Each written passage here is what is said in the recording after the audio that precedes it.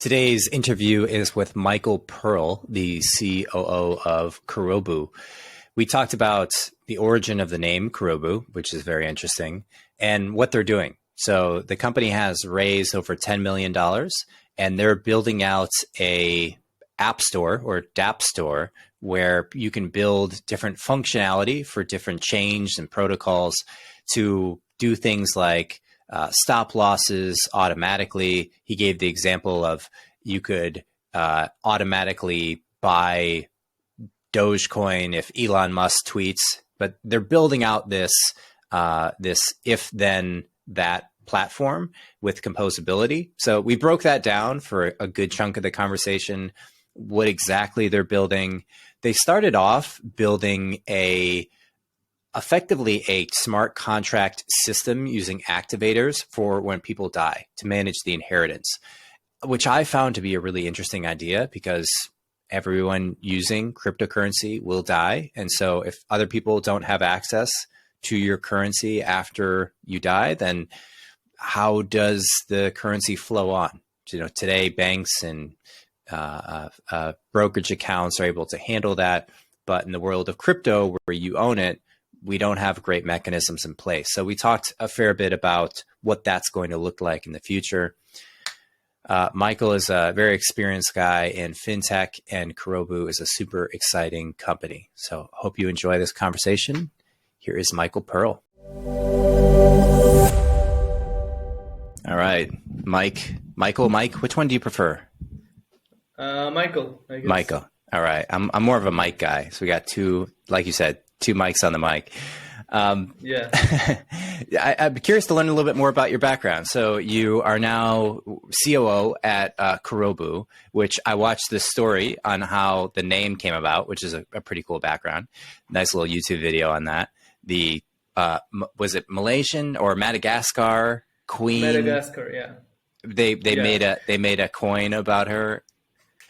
Yeah, it's basically an amazing story, which is actually true. In Madagascar, at the end of the 19th century, there was a queen, and the French had a semi-control over the island, and they made a coin, which the queen didn't like because of the way that she was depicted on the coin. So she commanded to basically destroy all the coins, and only 9 have survived. And actually, we managed to buy one of the 9 coins, and the name itself is basically a quarter. The meaning of the name is a quarter. And the company basically started from a mission to save crypto that is going to waste, basically crypto that is getting lost. And estimates, let's say, of chain analysis, they estimated that about a quarter of crypto is being lost due to a bevy of things, like, sending to the wrong address, people dying and not leaving, any instructions behind them and so on. And that's the problem that we wanted to save. So hence the name, basically. I'm curious to talk about this a little bit more. So a quarter is roughly 25% of the crypto is roughly in this unsalvageable category from people dying or losing wallets or that sort of thing. Yes, obviously nobody knows for sure because the crypto market is very fragmented, and there is you need to work very hard to get all the data, and you can never get all the data, right? But those are the estimates, based on extrapolation. So you take like a fragment of the information and then you just multiply it. And do you view that as a existential risk? Is that a seriously bad thing, or does it matter, or how does it sort of play into, the long-term success of the ecosystem? Let's look at it from a broader perspective, because next we'll dive into what we do right now, which is a little bit different, and you will see how everything comes into place. But I think that one of the biggest problems, and maybe the biggest problems of all right now, that stands in the way of mass adoption and of moms and pops using crypto, and basically people having a more positive view on crypto, especially now in the bear market, right? Is basically the user experience. And the user experience is comprised of a bevy of things, right? It's the perils that we have, such as losing your money. It's the complexity of the system, right? I mean, if you see DeFi people, and if they explain what they do, it sounds like, Chinese to me, right? It's so complex. There are so many steps. Something can go wrong. And that's why it attracts only a small portion of the users in the world, right? It's not like the internet. While it should be, right? I guess we share the same vision that this should be, the platform of the world for payments, for, transfers of value and so on. But we're not there yet. And the way to overcome that, the way basically to bridge this gap is to address the user experience. And it starts from the perils, having some safety net for people not to lose their money so easily. And it goes to, creating systems that are much more user-friendly, giving more power to the people, basically, to create and basically to do what they want with their money and with their arts and so on and so forth. So by having 25% of, say, Bitcoin, by example, as representative of the whole crypto ecosystem, if 25% is in this category of unrecoverable, does that present a serious detriment to, say, adoption by large institutions like brokerages, or is that for the average user, does that affect maybe the price, the ambiguity of crypto? Like, how do you sort of see the impact of the loss? I think it's not a problem for big institutions, because if you have enough money and if you have enough assets in crypto, you have amazing solutions right now, like different custodians that will allow you to safeguard your money and it will not be lost, due to a mistake that you make or due to a hack and so on. Obviously, nothing is foolproof, but it's 99% there, right? So the whales, the heavy users, the institutionals, they have their solutions. But when it comes to the small users, they are basically unprotected. The systems that they interact with are very cumbersome. And basically, that's the reason why it's a deterrent effect for many people. Now, we can rant about our banks as much as we want, but no one will imagine that he has a 1 out of 4 chances of losing the money in their bank, or let's say for a long period of time, there's a very good chance of you losing 1/4 of your wealth. It's just unimaginable, right? But in crypto, it's definitely something that people take into account. Whether again due to human errors or hacks or market fluctuations. Look what's happening now in the markets. So, that's the things that we should address in the next cycle. And I guess we'll talk about the next cycle a little bit later. But the industry needs to mature, and that's one of the biggest problems that it needs to address. Yeah, I would imagine market volatility is pretty standard. Like, there's nothing you can really, as more people use it, as the tools get better, volatility in theory would go down. But the problems you outlined earlier, which is, hey, if I died, my wife would be able to recover the cash I have in a Fidelity account or like a brokerage account. But if crypto doesn't lie, and there's there's literally no way to get access to it if people lose the keys.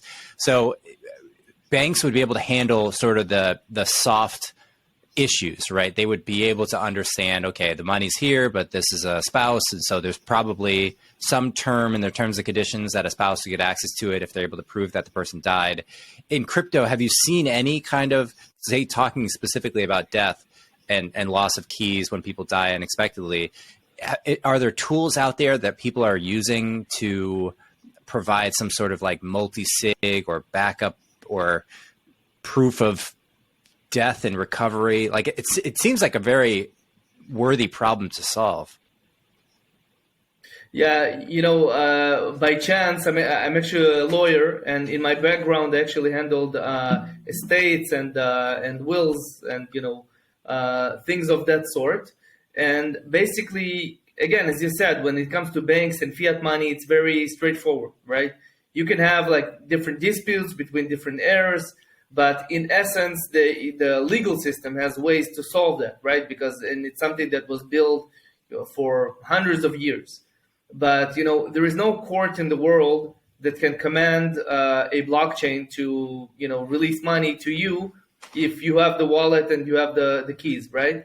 So one of the things, actually, the story about the companies, the story about Kirobo, is the goal in the beginning was to address all those issues that I've mentioned, the different ways that people are losing their money. And one of the most common ways, and I guess it will become more and more common and more acute as more people are holding crypto and putting crypto into, putting their, 401k in crypto and so on, is people passing away and not leaving, a viable way to get a hold of their money for the loved ones, right? So one of the solutions that we created, and basically that was the goal of the company in the beginning, and we'll talk about what we do now, which is slightly different, but we actually managed to create a fully decentralized on-chain inheritance mechanism, which basically allows you to hold your money, do whatever you want on DeFi, metaverse, and so on. But God forbid, when something happens, that person will be able to inherit all his or her assets to their loved ones in a fully decentralized way, right? Without, having someone, a third party that, a lawyer or, a court that needs to give an order or something like that. Everything solved by the technology on the blockchain. Okay, tell me more. How does that specifically work technically? So the way it works technically is basically, and we'll later dive into the technology and you will understand the bigger picture, but with respect to this feature, it works in the following way. Our mechanism, which is called the Liquid Vault, okay, essentially it's an on-chain wallet with many different capabilities that a regular wallet doesn't have right now. And one of those capabilities is the idea that you can pre-plan future occurrences, future use cases, okay? So in this case, we're talking about inheritance, okay? You can say that if my wallet is inactive, okay, during a certain period of time, let's say a year or 2 years, then what you have to do is to start sending money to pre-designed destinations. So you can define that, one heir is, I don't know, your wife, for instance, will have 50% of your assets. And by the way, you can also customize, if you want to have like 50% of your Ethereum, this NFT goes to that person and this NFT goes to this person. And let's say 25% to your kids and so on and so forth. Something to your charity and whatever you want, basically. And sure enough, when someone needs it, God forbid, then the system knows how to activate it and to do it in a fully automated way. And again, on-chain and in a non-custodial manner, meaning that we don't hold the money. The money is on the blockchain. The assets are on the blockchain. And they get distributed in time of need to the people that the deceased has defined years and years ago.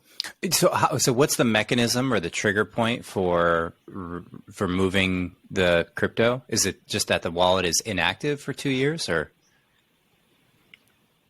Yeah, basically it's a time-based conditioning. Basically, you define that if the Liquid Vault, the on-chain wallet, is inactive for a period of, let's say, 2 years or 1 year or whatever, then the system activates a simple transfer, right? As if, the person is alive and sending the money to the different destinations. And then the money just reaches its destination. And the heirs basically get their cut of the estate. And how many times has this happened in production so far? So thank God it didn't happen yet to any of our clients. Okay. Obviously, the system has been tested, and we ran simulations of such use cases. We didn't wait for 2 years, right? We triggered it after a very short period of time. But in essence, the system is running. It's been vetted, and people are using it. Again, I wish that no one will have to use it, but life is life. Mm-hmm. Yeah, everyone is going to die. Sorry to break it to anybody listening. Yeah. So is part of the stipulation that you have to keep your crypto in the Kurobu wallet? Kurobu wallet. Yeah. So So the assets have to be stored on the on-chain wallet, on the liquid vault, essentially. And we are looking for some solutions that will allow people to store part of their assets, let's say on their MetaMask, because we understand that people, first of all, use a bunch of wallets, right? You don't have only one single wallet. And also, people have reasons to store, let's say, something on their MetaMask. So they want to still have some assets there. But in essence, and right now, yes, people need to hold their money in the liquid vault in order for that money to be distributed. Now, when we dive in, and I will explain the other features that the liquid vault has, you will understand why it's worthwhile for them to keep the money there, because the inheritance part, we started off the conversation from that, but it's only a very small feature that we offer, because there's a bunch of other features that can help them while they're alive. Yeah, right? yeah, totally. But it's such a, I think, underappreciated. I wouldn't even call it a small feature. To me, it's like that's such a huge problem, if not solved. You know, and so many times I've seen stories where some CEO of some company was hit by a bus or whatever it is, and like the company just destroyed, and all the wealth that this person has accumulated is inaccessible. So it seems like something that just has to get better if people are going to rely on it. I mean, I would think about it. I can't imagine anybody who is storing their own keys that isn't thinking about that. If you have people in your life that you love and you want to transfer wealth if you were to die, but it's like, you know, the 2 years is kind of tough, because it comes with, I could see both. There's two downsides to that. One is I might forget about it for 2 years. Realistically, it's certainly possible. I might, go on vacation. I might get distracted. I might go into a coma. The other thing is, like, if you did die and your family needed that money next month to pay rent, it's inaccessible for 2 years. It's certainly a step in the right direction, but if they don't have access to it for 2 years, that's a big price to pay as well. Do you see, going forward, talking about this specific solution for a minute, do you see a way to validate, maybe using some off-chain method with like a government entity certification, or some way to say, okay, this person actually is deceased? Maybe there's like a collective voting mechanism where, like, if 20 people that I put my mom, my brother, my cousin, if like, No, Mike, I'll make it easier for you. Okay. Right now, I know, and again, that's not something that we do, but I'm giving you the background. There are a bunch of companies that are working with the U.S. government, for example, right? Because, there are other governments there that have those projects as well. But I know for a fact, and I know quite a few people that are working with the U.S. government, with the different states, on NFTing their documentation. So certificates of death, of birth, high school diplomas, university diplomas, everything will be NFT'd, okay? The future does not belong to, $1 million worth of apes, right? NFTs are an amazing technology. And again, no disrespect to, the world of arts where, this technology started off from. But NFT technology has a lot of capabilities, and I believe that in the future, in the very near future, right? I'm not talking about light years away, but in the very near future, we will have the ability to have our IDs, our driver's license, and death certificates on an NFT. And the system, our system, is perfectly able to identify an NFT out of a certain series, right? Let's say a series that belongs to the state of Pennsylvania, and to identify a specific unit out of that series, which is, let's say, the social security number of the deceased, right? And once the person submits, sends, presents, the mechanism doesn't matter, but once the person has this NFT in his possession, he can get a hold of the money. And again, this can be a combination of a few. Maybe, you suggested a voting mechanism. Maybe it's also something that could be considered. But technology-wise, everything is possible, right? We started off from time-based conditioning, because that's what was at our disposal at the moment. But now I can say, for instance, that technologically we're able to facilitate this with NFTs as well. It's just a legal or an issue of the authorities to get there, right? Yeah, and it seems like that's a pretty useful. What would you call it? A pretty useful action that the government, a useful service that the government can provide, right? It's like maybe decentralization isn't the most useful for determining somebody's status of whether they're alive or not. Maybe the government's good at, issuing social security numbers, issuing birth certificates, issuing death certificates. So that's really interesting. And that currently the state of that is still in development. Companies are trying to work with governments to issue these NFTs, but it's still, would you say it's pretty early stages, nothing like live in production? I think the problem right now is not technological. It's not an issue of development. I think it's quite easy to develop something of that sort. I think it's more of a bureaucratic issue, right? The governments need to feel comfortable about it. They need to, see through all the different questions that arise from using NFTs for such purposes. But I know, for instance, that a lot of university and some Ivy League universities as well are already creating NFT versions of their diplomas. So that's something, for instance, let me give you an example. Okay, if you want, by the way, regardless of, a person passing away, let's say I set up a trust for my son, and I want him to, by the age of 25, I want him to graduate from Harvard. Okay, so the way that I can, again, you may ask me, how would the blockchain know, right, that he actually graduated? So you create a condition where, if someone presents a specific NFT, right, if this wallet address presents a specific NFT from this specific series, right, which is the university that issues this NFT, and with this specific ID or social security number, then send the money to that address.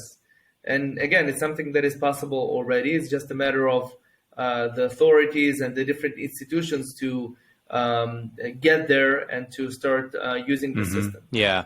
And I would imagine you have to have a team that is prepared to interact with those organizations. It's not enough to just have the technology potential floating around. You need people to represent companies, usually with funding and a clear on-ramp.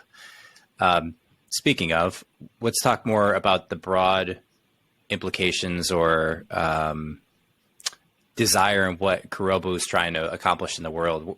Just give me a sense for where you guys are today, either revenue or employees. You raised $7 million roughly, based in Israel. Yeah. So Kirobo has been around since 2018. The team is comprised of 25 employees. Almost all are based in Israel. We have a few employees overseas, but almost all the team is in Israel. And we actually raised up until now about $10 million from VCs and from private investors. And the company basically is very, very technology oriented. We have a very strong CTO who is none less than a genius. I'm talking about someone else, so I can really say that, with full confidence, that, always comes up with solutions. You can just come to him with the most crazy idea, like on-chain inheritance, right? And he will say, let me think about it. He will not sleep all night. And then in the morning, he will revert to you and find a solution for it. So the company is, very much oriented towards the goals. And I would love, to elaborate about the cool things that we're working on right now. Yeah. So what is Kurobu doing? What's the mission, and where is it now from? Traction, people using it, or app developers, or revenue, that sort of thing. Give me the big picture. Sure. So basically, we're now in a bear market, right? And if there is one thing, I've been around since, I guess, the last 3 cycles. Okay, depends on how you count it, right? And one thing that I think both of us can agree on is that all our current conversation is based on what we know about the industry right now, right? But the industry that is going to be here in the next cycle, when it's going to be, I don't know, next year or in 2 years, is going to be a totally different industry, right? In the last bear market, nobody has ever thought of NFTs, right? Maybe there was some technological solution in some lab, but nobody, thought, that this is going to be one of the biggest hypes. And all the DeFi protocols also, they were much, much less, robust than the ones that we saw right now. So I think that we all can agree that the next cycle will be very different. But I also think that, and that's something that we can know, right? We don't know what's going to be the next cycle, but we can know for sure that the next cycle will be much, much bigger, because that's the way it works, right? It's always bigger. It's always, a bigger chunk of adoption, and then you have the downturn. And I think, when I'm connecting this to the conversation that we just had earlier, the industry is not mature enough. It's not user-friendly enough. Okay, and something must change. So during this cycle, quite a few projects addressed some of the problems that we had, right? You had the interoperability projects that understood that you have to go cross-chain because you cannot just stay on one chain and you need to have cross-chain solutions, right? And you had the EVMs and the layer 2 projects that basically said, listen, Ethereum is great, right? But Ethereum is super costly in terms of gas fees. And that's why people don't use it or don't use it as much. So let's just create another Ethereum with low gas fees, and boom, the usability is going to go to the moon. And let's say Polygon, they did this and they succeeded. They boosted usability. They scaled, at some point transactions on Polygon were 9 times the ones that were on Ethereum, right? And they succeeded in that. But that was only on the demand side, right? That focused only on the users. I think that one of the problems that we have right now is the creativity, the building part of things. Okay, right now the DeFi space and the metaverse as a subdivision of DeFi has a problem that you have a small bevy of trendsetters, right, that are leading the pack. And you have about 1,600 projects that are all copy of a copy of a copy. And the reason for that is that creating and developing smart contracts is extremely expensive and extremely complicated. And only a few can do that. And now I'm getting to what we do, okay? What we created is basically a new layer that is built on top of the existing smart contracts. It is something that we call smart transactions, okay? What we say is that you don't have to go that path of creating more and more smart contracts, again, that are very costly and time consuming. Look at Uniswap, even this huge, and I'm saying this in a good way, this huge monster, right?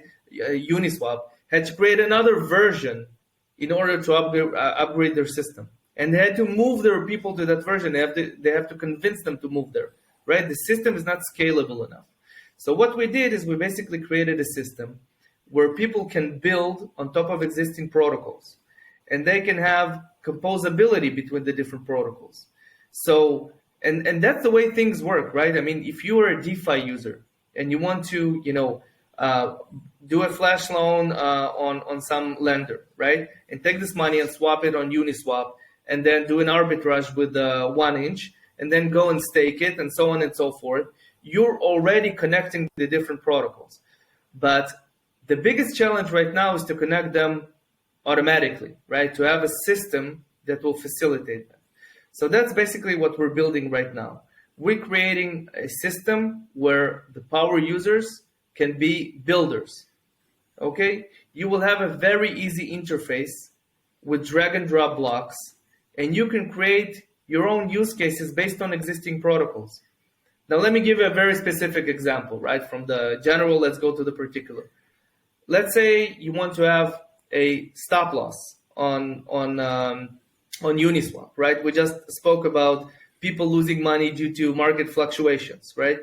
One of the most basic things in traditional finance is stop losses, which is something that is virtually non-existent now in the DeFi space.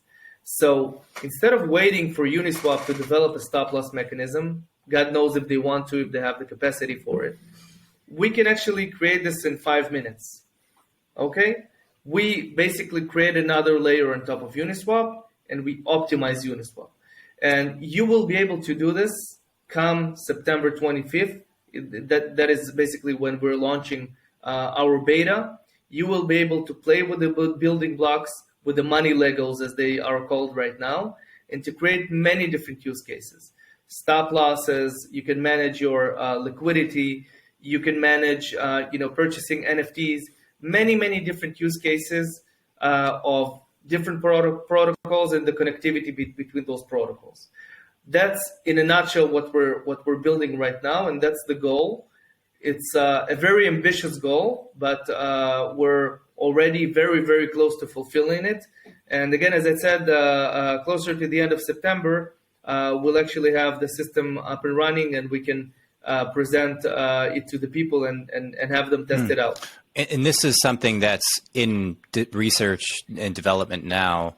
Do you want to talk about what's working, what is functional today on Kurobu, or what the bread and butter has been so far? Yeah.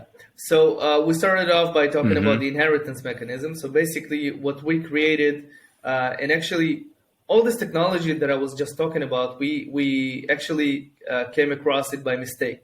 We were on our way to solve backup and inheritance, to create backup and inheritance solutions. We succeeded in that, and the backup and the inheritance are already running on the system. And 5 minutes after we finish the talk, you can go and you can test it out, and you can create your own inheritance. And that is something that is already up and running. But on our way there, we discovered a technology that allows you to do many different things that go far beyond that, right? And the inheritance is basically based on that. That conditioning that I was talking about, you can take it and basically scale it to many different use cases. I give you the example of stop losses, but it's basically an endless list of examples of how you can use it. And Got it. Okay. So I imagine there's some fee, like is it a monthly fee or a sign-up fee to have access to the inheritance tool?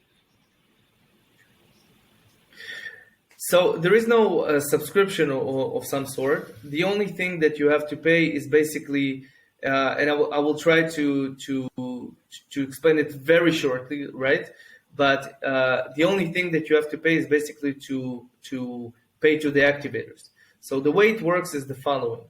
The inheritance, and by the way, all the different use cases that I've mentioned, stop losses and all the different things that we will offer, all of them are basically based on a smart contract, right? An on-chain wallet, which is a smart contract-based wallet. And a smart contract is very smart, but it's stupid in some ways as well, because it cannot be automated. It cannot activate itself. So let's take the inheritance example, okay? So the 2 years have gone by. What happens with the smart contract? Basically nothing, because the smart contract doesn't know that the 2 years have gone by. He doesn't, sit and stare at the clock all day long. Somebody needs to trigger the smart contract. So we need a third-party person to activate the smart contract, to check himself and to execute the transaction. Why? Okay. Why wouldn't it just keep track and say after 2 years? Then I would imagine time could be baked into the smart contract. So the smart contract is essentially a bubble. Okay, it doesn't have any way to check itself. Okay, it just does something when it gets activated, and somebody needs to activate the smart contract. Okay, so basically we can activate the smart contract as Kirobo, but then it will not be a decentralized system, right? Because tomorrow morning a court can tell us not to do it, or we can decide, just for spite not to do it, or whatever. So the idea is to open this to the entire community and basically to have anyone activate the smart contract for you or for any other person, right? And the way to do that is we need to incentivize that person to do that. Nobody works for free. So essentially, when you pay a fee, you pay to that activator, that knight in the shiny armor that is going to save you one day, to facilitate your backup or your stop loss or, God forbid, the inheritance solution.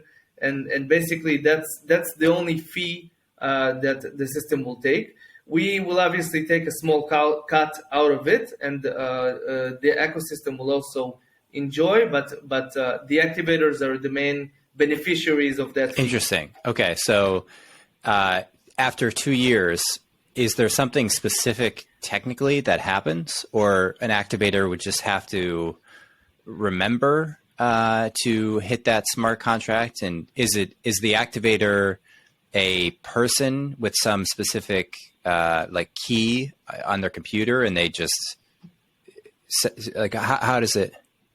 No, so obviously this will all be automated, and people will not have to wait for 2 years and basically to activate it.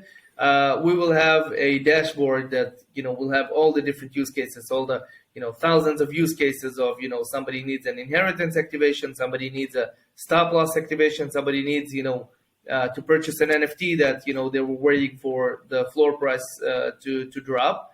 And people will be able to activate it, and they will be able to automate their activation as well. So we will have we will set up, and obviously people, as this grow and scale, people will also set up their own systems on how to optimize it, because again, you can earn money by doing so. So you will have an automated system where you just see an opportunity, you activate it, and you get your reward for it. I see. That's essentially I see. And the smart, is it that the smart contract cannot technically self-run after 2 years? I mean, could you bake into the self contract like a if after 2 years there have been no transactions, then self-run, or is that for some reason technically infeasible? So the smart contract is able to execute something based on a condition, and that's basically what we bring to the table. But the smart contract cannot do this automatically, because the smart contract basically is based on a here and now basis. Okay, smart contract. Let's take a simple smart contract. Okay, if you send money to a specific smart contract, it sends it to 20 different people. Let's say it's salaries. Okay, the smart contract will send this to those 20 people as much as you want, but you will have to send this to him every single time. Right? He will not execute anything unless you send it to the smart contract. That's how all the smart contracts work. Okay? Obviously, you can, again, as I said, you can introduce a third party, a centralized element to it, right? A server, a company that will activate it, but then basically you lose decentralization. And, we talked about the future of the industry. I believe that the industry will be much, much more decentralized. We just saw, a big chunk of CeFi crash, during the last few months. And one of the main problems, not the only one, but one of the main problems there was the centralization. So we need more decentralized solutions. And from the get-go, we decided that we're going to be a fully decentralized company, fully non-custodial, fully decentralized. So that's basically, and decentralization comes with a cost. So you need to facilitate this decentralization. Gotcha. And so are any of the activators or the people that have activation keys, I'm not sure if you would use that language, but are they making money today? Like, is there revenue flowing through it, or is it more, let's wait and launch these new products, and it would only be if someone were to die using the inheritance activation fee model? Yeah, so right now you're right. The use cases are, thank God, are not something that happens every day, right? You don't lose your wallet every day, so you don't need the backup. And you definitely, God forbid, you don't die every day. So those use cases right now are not that common. But in the next stage, when we're going to go much deeper into much, much more frequent use cases, like stop losses, for instance, a single user can have 20 activations per day, and hence 20 different, activators will be needed here to activate, his use cases. Multiply it by thousands of users, and you can do the math.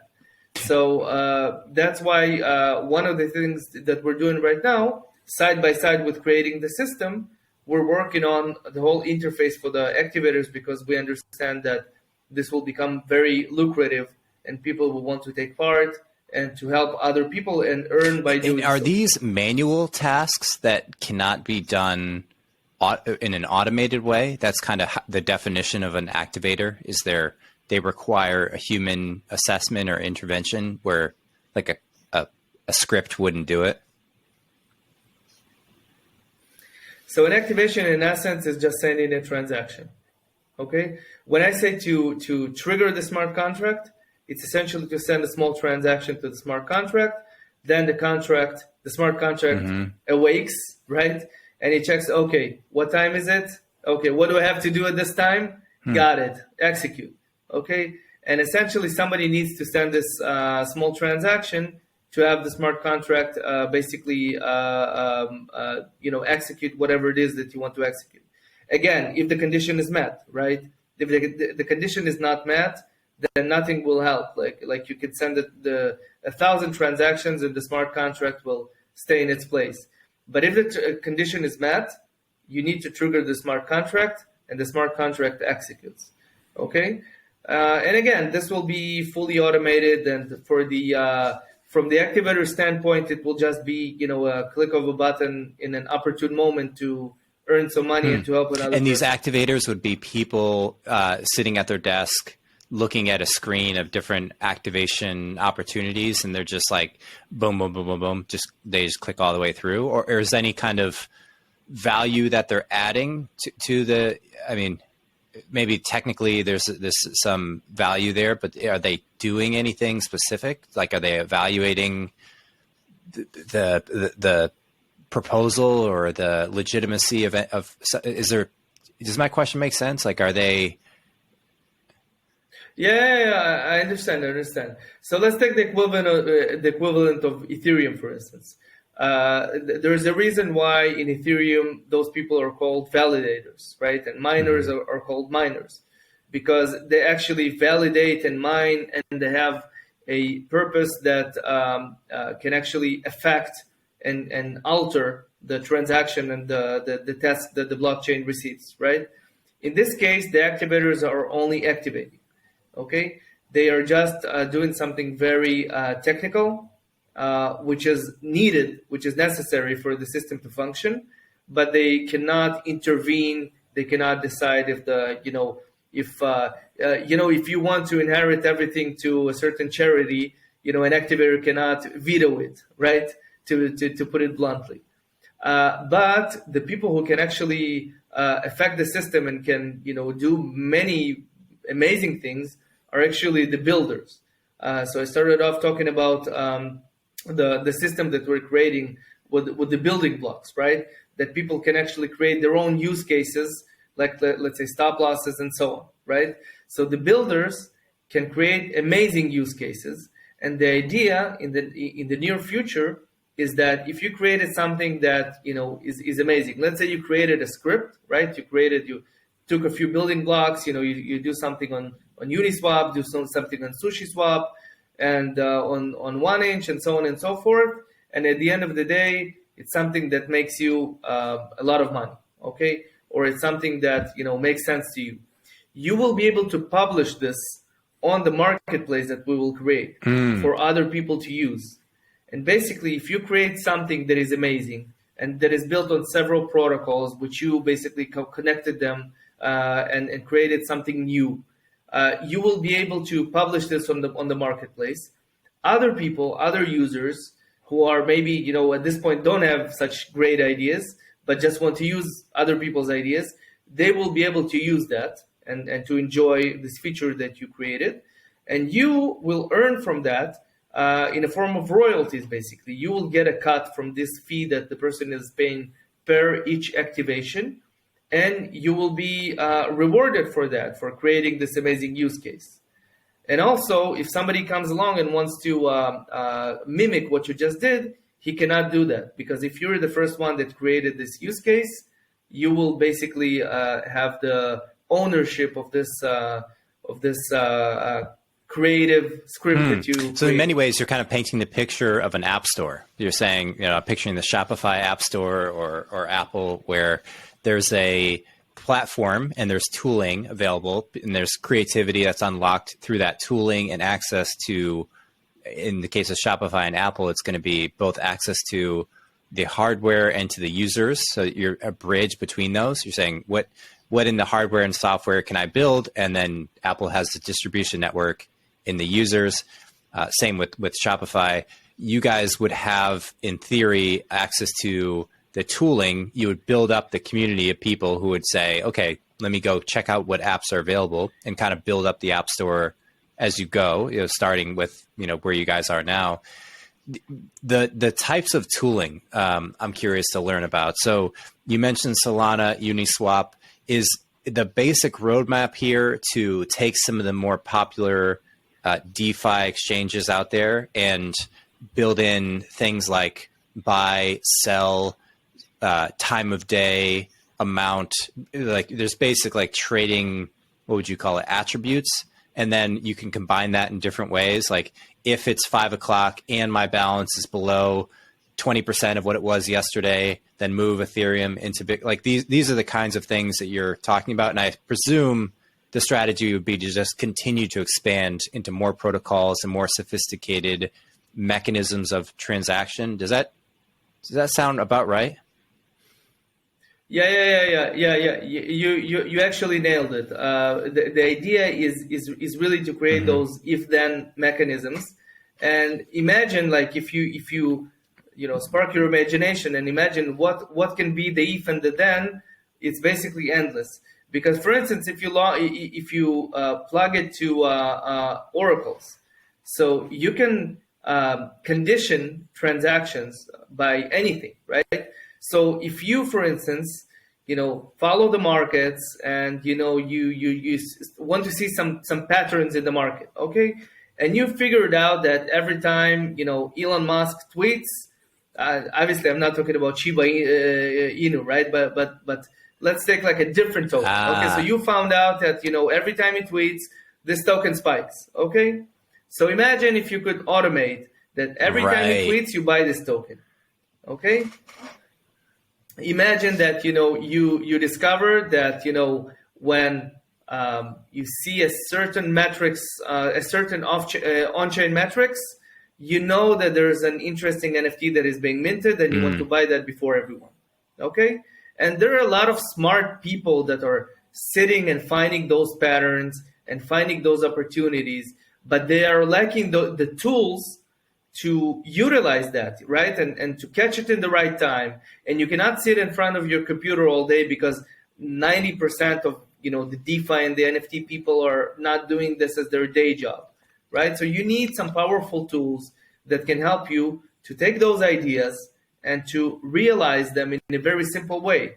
Now, we talked earlier about the problems that people have with security, right? With, protecting their assets. So the rich people and the big corporations, the big projects, they don't have this problem because if they have an idea, they code it. Again, it's not so easy because smart contracts are costly, as I said, but to some extent they can fulfill their ideas. Okay, but if you're a savvy trader, and you have a lot of good ideas, and you say, if only I could have this mechanism that would buy the specific token every time that Elon Musk tweets, now you will have that. Okay, that's basically the idea. So I think that the reference, to take it from the Web 2 world, I don't know if you're familiar with IFTTT. I was just going to ask you about this. Like you have IFTTT, you have Zapier, Workato, Integromat, which is now Make.com. There's a lot of if then that combination platforms out there. Is there competitors in the space? Like, are there people offering this kind of tooling on chain in any way today, or have any obvious plans to? Yeah, so there are several projects that are working on this conditioning mechanisms. Some of them are doing a decent job, but our goal is bigger than that, because beyond the mere conditioning issue. So let's put it this way, okay? You have some projects that focus on conditioning. Other projects focus on composability, which is one of the biggest buzzwords right now, which is basically connecting between the different protocols. What we do is we do all of the above, right? So we create a conditioning that is also based on composability. So we connect many different protocols, right? In the beginning, let's say we'll have 6 protocols and 6 use cases per each protocol. But as we progress, we'll have more and more and more. And then we'll also have an open API so that developers can add even more protocols on their own. And let's say if you're Uniswap and you want to use our system, by the way, a reference to IFTTT, because at some point when IFTTT succeeded, let's say YouTube wanted to develop use cases on IFTTT and Spotify and all the other tech giants. So everyone will be able to add use cases, and come to think of it, the combinations between the different protocols and the use cases create almost an endless array it's like of it's like a combinatorial and that you can explosion use. of like potential there. And so would you be looking at building, like Exactly. replicating all of the or many of the integrations that Zapier and IFTT have, like to Twitter and all of the thousands that they have?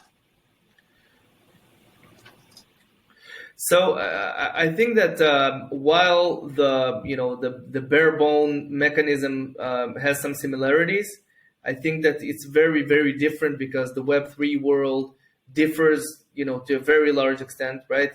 First of all, right now, the use cases are more, assets oriented, right? Maybe in the future, and actually a lot of people, have told us, listen, I have a use case for supply chain management, okay? That can be helpful, by using your system.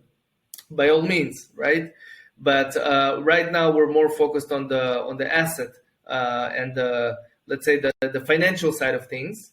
While let's say Zapier and IFTTT are focused on personal use and personal optimization of your life on mobile, right? Zapier is more for the corporate world. So I think that we can learn about their mechanisms, but their use cases don't really help us that much. But Mike, I gotta say something. Our philosophy is that we don't know everything, right? We don't know everything because we can go and develop something that makes sense to us, right? But the crowd wisdom is much better than us, right? There is no company in the world that can beat crowd wisdom. And what we want to do is we want to give people the rods and not the fish. We want to give them the capabilities to create, to build in a very simple way, in a very cheap way, and they can take it to many different use cases. And if their use case is good and valid and makes sense, by all means publish it, let other people enjoy it, earn money by doing so. So that's what we want to create. We want to create a playing field basically where people can be creative and innovative. And that's what's lacking right now, because again, I'm going back to the beginning of the conversation, that creativity now is virtually non-existent because building on the blockchain is very costly. Yeah, no. Sorry. I hear you. One of the things I'm curious to see how it develops is because I could see the company pivoting towards, or not necessarily pivoting because you're so early on this, but in the case of, say, IFTTT, Zapier, Make.com, these tools, these companies, they build the integrations into the third-party company, like Twitter, for example, and then they allow you certain functionality as a creator on the platform. Like I can, if somebody tweets, if they tweet with a certain name in there, there's usually a few choices. And then I'm usually building something to serve my own purposes. Either that's personal and consumer, or that's business. But I haven't seen any. I mean, I could be missing it, but I haven't seen an example where the thing that I'm building as the creative is then offered up into the marketplace. And to your point earlier, like if I saw that every time Elon was tweeting and the price of Shiba Inu goes up 30%, like I'm way more interested in using that for my own personal benefit than giving it to the world. Financially speaking, I would imagine there's a bigger return on these things if people are using them for themselves. And also that they tend to be very person specific. Like, you know, if I'm building a stop loss on Solana, maybe that's part of my personal investment portfolio and my personal allocation of capital. Is there a loose conviction on the idea that people would like offer up these apps to other people? Or is that like, hey, we're banking the company on people creating different types of apps and then our business model is part of that? Does that question make sense? Yeah, it makes sense. It makes perfect sense. I agree with you that people are not keen on sharing something that is a gold mine for them, and I definitely agree on that. So the way that we basically address that is, first of all, what we intend to do. First of all, okay, is after releasing the system, we intend to engage in basically to talk to the community, right? To go and talk, you know, both virtually and face-to-face in real world, right? To go to conferences, to have hackathons, to pick people's brains, right? To show the system and ask them, what would you do with that system, right? And obviously, we're also willing to reward people for doing so. And first of all, there are a lot of things, you know, this example of, you know, this secret sauce of, you know, Elon Musk tweeting, it's a very, very specific and peculiar example, right? A lot of examples are much easier. I mean, at the hype of DeFi, if you would go to the different forums and the different Discord servers, you would see a lot of strategies that people have posted, you know, of how to stake and how to do this and how to do that. You know, there's a new way to bridge between Phantom and whatever, and you know, you can get higher APY. People were sharing that, you know. So I reckon that, you know, some people will not want to disclose some secret strategy that makes them a lot of money. But there are a bunch of other use cases that will definitely be something that people will be willing to share. Also, add on top of that, the fact that they will be rewarded. So if this is a hot feature and everyone wants to use it, you will be able to make a lot of money from doing that. So that's basically the point, that you would want to post something that is desirable instead of just trading with your own money, to allow other people to do that. Now, again, those things also tend to expire, right? Nothing is forever, because, you know, all those strategies, they tend to mature and expire. So this will be very dynamic and people will be able to create their use cases. By the way, not everything is in the realms of trading. You know, we just spoke about, you know, inheritance, okay? That's something that we came up with. But, you know, if someone wants to go and to take it to different directions of, let's say, a saving fund, okay, that will allocate a certain amount of money to a person's kids or his spouse or whatever, they can do that with the system. So trading, I agree with you, it's much more something that you keep close to the heart and not reveal it. But other use cases are definitely something. But even then, I think you're right.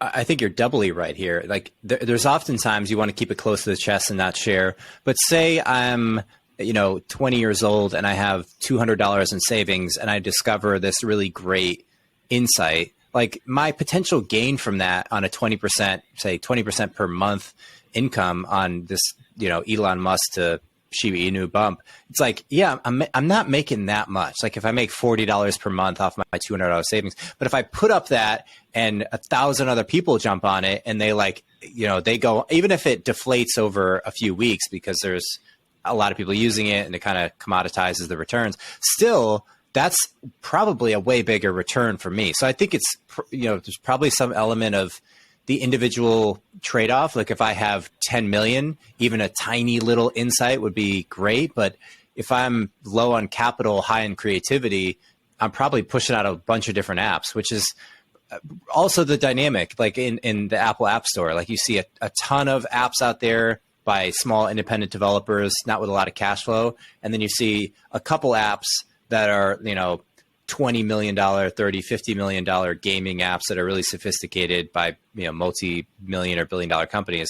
But there's also there's not linear returns. It's like sometimes a developer with $200 in savings can make a huge app. And that's the That's the exciting thing. So either way, you got to put tools out there to know what people do with them, right?